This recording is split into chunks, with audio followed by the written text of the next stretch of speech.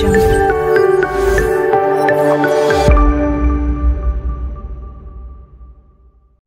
Hello students and all of my viewers, welcome to my channel সানিস অধ্যয়ন। আমি আমার পূর্বের ভিডিওতে তোমাদের বলেছিলাম যে এবছর তোমরা যারা মাধ্যমিক পরীক্ষা দিতে চলেছো, অর্থাৎ 2024 মাধ্যমিক পরীক্ষার্থীদের জন্য আমি তোমাদের সামনে প্রবন্ধ রচনা বিষয়ক কিছু কমন আমি তোমাদের সামনে তুলে ধরবো।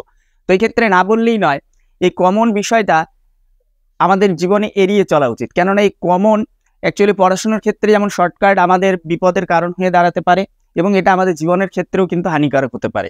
এজন্যই আমি আজকে তোমরা জানো যে আমাদের পরীক্ষা হতে আরো 4 থেকে 5 মাস লেট আছে।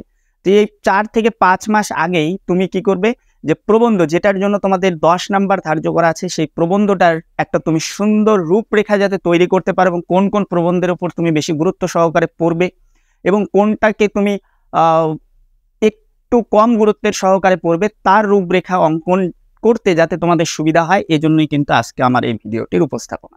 এক্ষেত্রে বলে রাখা ভালো, তোমরা জানো যে তোমাদের 4টা বিষয়ের উপর ভিত্তি করেই কিন্তু প্রবন্ধ রচনাটা আসে।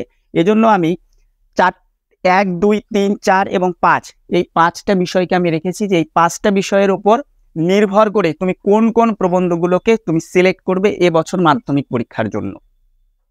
তো এই জন্য আমরা জানি যে যেহেতু তোমরা ক্লাস 10-এ পড়ো, তোমরা এখন অনেক ছোট আছো, তার জন্য বিজ্ঞান বিষয়ক প্রবন্ধ কিন্তু তোমাদের সচরাচর এসে থাকে। এজন্য এই বিজ্ঞান বিষয়ক প্রবন্ধ দেখো আমি 3টা প্রবন্ধ রেখেছি। সেটা হচ্ছে বিজ্ঞানের আশীর্বাদ এবং অভিশাপ।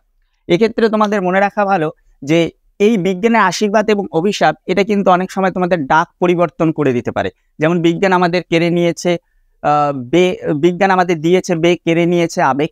তো এক্ষেত্রেও ডাক পরিবর্তন করলেও কিন্তু তুমি মনে রাখবে যে 2 থেকে 3টে বিজ্ঞান ভিত্তিক যে প্রবন্ধ তুমি যদি এটা মুখস্থ করো তাহলে কিন্তু তুমি পেয়ে যাবে। নেক্সট আমরা আসছি বিজ্ঞান মনস্কতা ও কুসংস্কার, যেটা আছে 2 নম্বরে। তো দেখবে যে উপরের সাথে এটার মোটামুটি একটা মিল আছে, অর্থাৎ তুমি উপরে যে দুটোর কথা আমি বললাম এবং তার সাথে বিজ্ঞান এবং কুসংস্কার সেটাও যদি তুমি একটু মিলিয়ে পড়ো, তাহলে দেখবে যে তোমার এই দুটো মুখস্থ করতে বেশিক্ষণ টাইম লাগছে না, এবং দুটো মোটামুটি একই বিষয় ভিত্তিক। নেক্সট আছে মাতৃভাষায় বিজ্ঞান চর্চা, এটা কিন্তু উপরেরটার থেকে টোটাল আলাদা। কেন? এক্ষেত্রে তোমাদের বলে রাখা ভালো যে তোমাদের ক্লাস 10-এর একটা প্রবন্ধ আছে রাজশেখর বসুর লেখা বাংলা ভাষায় বিজ্ঞান চর্চা, এবং সেই জন্যই কিন্তু আমাদের এই মাতৃভাষায় বিজ্ঞান চর্চার যে প্রবন্ধটা উঠে আসে। তো ওপরের দুটোর সাথে এটা কিন্তু একটু টোটাল আলাদা, সুতরাং এটাকেও কিন্তু তোমাদের একটু গুরুত্ব সহকারে পড়তে হবে। নেক্সট আমরা জানি যে বাংলা একটা সাহিত্য অর্থাৎ লিটারেচার, তাই বাংলা সাহিত্য বিষয়ক কিছু প্রবন্ধ তোমাদের সামনে কিন্তু তুলে ধরা হয়, অনেক সময় তুলে ধরা হয়। এজন্য আমি বাংলা সাহিত্য বিষয়ক 2টো প্রবন্ধ আমি তোমাদের সামনে রেখেছি। একটা হচ্ছে তোমার প্রিয় সাহিত্যিক, এক্ষেত্রে ডাক পরিবর্তন করে আসতে পারে তোমার প্রিয় লেখক। তো তোমার প্রিয় সাহিত্যিক কে? অর্থাৎ আমরা জানি যে একটু আধুনিক যে সাহিত্যিকেরা আছেন, অর্থাৎ যেমন ধরো সাপোজ আমি বলতে পারি যে শঙ্খ ঘোষ, ঠিক আছে, সুবোধ সরকার, কিংবা আরো বুদ্ধদেব বসু থেকে শুরু করে যা কিছু আছে, হ্যাঁ, এছাড়াও রবীন্দ্রনাথ ঠাকুর তো অবশ্যই, তো জীবনানন্দ দাশ, এই ধরনের তোমার প্রিয় সাহিত্যিক কিংবা তোমার প্রিয় লেখক, তোমার প্রিয় কবি, এই 3টা মিলিয়ে কিন্তু তুমি একটা প্রবন্ধ তুমি তৈরি করতে পারো। নেক্সট আছে তোমাদের যে সাহিত্য পাঠের প্রয়োজনীয়তা, অর্থাৎ তোমরা জানো যে তোমরা বাংলা এবং ইংরেজি সাহিত্য পড়ছো তোমাদের ক্লাস 10-এ, তোমরা কেন পড়ছো, এটা তোমাদের জীবনের জন্য কতটা গুরুত্বপূর্ণ, এই সাহিত্য পাঠের প্রয়োজনীয়তা অবলম্বনেও কিন্তু একটা প্রবন্ধ আসতে পারে, তোমরা কিন্তু এটার জন্য একটা প্রবন্ধ তৈরি করবে। নেক্সট হচ্ছে পরিবেশ। তো তোমরা জানোই, আমরাও জানি যে তোমরাই ভবিষ্যতের সুধী তাই তোমরা আমাদের পৃথিবীটাকে আমাদের জন্য কতখানি সুজলা সুফলা শস্য শ্যামলা করে করবে এবং পরিবেশ বান্ধব করে, কিংবা এই দূষণমুক্ত পরিবেশটাকে আমাদের বসবাসযোগ্য করে তুলবে, সেই বিষয়ে তুমি কতটা সচেতন এবং তোমাকে কতটা সচেতনতা অবলম্বন করতে হবে, এই জন্য কিন্তু পরিবেশ বিষয়ক একটা প্রবন্ধ তোমাদের সামনে আসতে পারে। এক্ষেত্রে আমি প্রথমে রেখেছি অরণ্য প্রাণী সংরক্ষণ, যেটাকে আমি ভেরি ভেরি ইম্পর্টেন্ট আছে। উপরে সবগুলো এখানে যেগুলো লেখা আছে সবগুলো ইম্পর্টেন্ট, কিন্তু তার মধ্যে অরণ্য এবং অরণ্য প্রাণী সংরক্ষণ এটাকে কিন্তু তোমরা একটু গুরুত্ব সহকারে দেখে যাবে। নেক্সট হচ্ছে পরিবেশ উন্নয়নে ছাত্র সমাজ, এটাও একটু গুরুত্ব সহকারে তোমরা পড়ে যাবে। তারপর হচ্ছে সাম্প্রতিক ঘটনা বলে কারেন্ট অ্যাফেয়ার্স, সেই কারেন্ট অ্যাফেয়ার্স অনুযায়ী আমি 3টা প্রবন্ধ তোমাদের সামনে রেখেছি। যেমন ধরো প্রথম যেটা আমরা রেখেছি যে ভারতের T20 বিশ্বকাপ জয়। তা আমরা জানি যে এবছর আমরা আমাদের ক্রিকেট টিম অর্থাৎ পুরুষ ক্রিকেট দল সাউথ আফ্রিকাকে হারিয়ে T20 বিশ্বকাপ জিতেছিল। এবং সেই বিশ্বকাপটাই ছিল রোহিত শর্মা এবং এছাড়াও মহান খেলোয়াড় বিরাট কোহলি এবং রবীন্দ্র জাদেজার ফেয়ারওয়েল টি20 ম্যাচ এবং বিশ্বকাপ। তাই বলছি যে এই টি20 বিশ্বকাপ জয় কিন্তু এবারও একটু গুরুত্ব সহকারে তোমাদের পড়তে হবে। নেক্সট, ইসরোর চন্দ্র অভিযান। গত বছর আমরা জানি যে গত বছর আমরা আরও একটা আমাদের ইসরোর বিজ্ঞানীরা ভারতকে একটা মানে কি বলি প্রাউড করেছে ভারতীয়দের।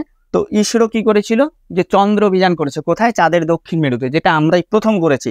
এবং এটা কিন্তু একটু বলে রাখি যে ইসরোর চন্দ্র অভিযান অর্থাৎ চন্দ্রযান 3 নামেও তোমাদের আসতে পারে। তো এই চন্দ্রযান 3 কিন্তু গত বছর মাধ্যমিকের জন্য খুব ইম্পর্টেন্ট ছিল। বাংলা এবং ইংরেজি, বাংলায় প্রবন্ধ রচনা এবং ইংরেজিতে রাইটিং স্কিলের ক্ষেত্রে, কিন্তু ঘটনাক্রমে সেটা কিন্তু আসেনি। তাই এটাকে আমি চন্দ্রযান অভিযানটাকেও এবারে তোমাদের বলবো যে তোমরা গুরুত্ব সহকারে এটা একটু পড়বে। তারপর করমণ্ডল রেল দুর্ঘটনা। এই করমণ্ডল রেল দুর্ঘটনাটাকে তোমাদের পড়া উচিত আমার মনে হয়, কিন্তু গত বছর মাধ্যমিকের ইংরেজি রাইটিং স্কিলে কিন্তু এই করমণ্ডল রেল দুর্ঘটনা অবলম্বনে একটা রাইটিং স্কিল এসেছিল। আর আমাদের শেষ যে পার্ট আছে সেটা হচ্ছে অতীত প্রশ্নাবলী অবলম্বনে, অর্থাৎ পূর্বের প্রশ্নপত্রে যেই প্রশ্নগুলো বারবার করে রিপিট হচ্ছে।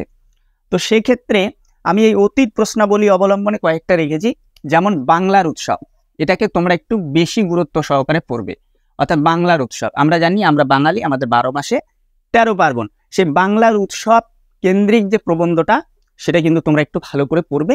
এছাড়াও আছে যেমন চরিত্র গঠনে খেলাধুলার ভূমিকা, নেক্সট গণমাধ্যম, সোশ্যাল মিডিয়া, একটা নদীর আত্মকথা এবং একটি ভ্রমণের অভিজ্ঞতা। এই কয়েকটাকেও কিন্তু তোমরা একটু গুরুত্ব সহকারে পড়বে।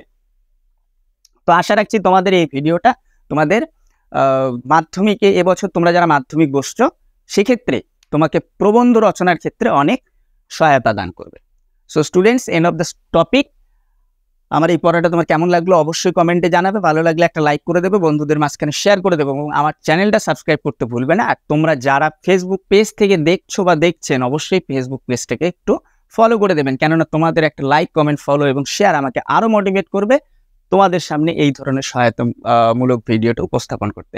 স্টুডেন্টস, আমি নেক্সট যে আমার ভিডিও সেখানে আমি অবশ্যই তোমাদের সামনে প্রতিবেদন ভিত্তিক একটা রূপরেখা আমি তোমাদের সামনে তুলে ধরবো, যাতে যে মাধ্যমিকের জন্য ধার্য করা যে 5 নাম্বারের প্রতিবেদন সেক্ষেত্রেও যাতে তোমরা নিরাশ না হও।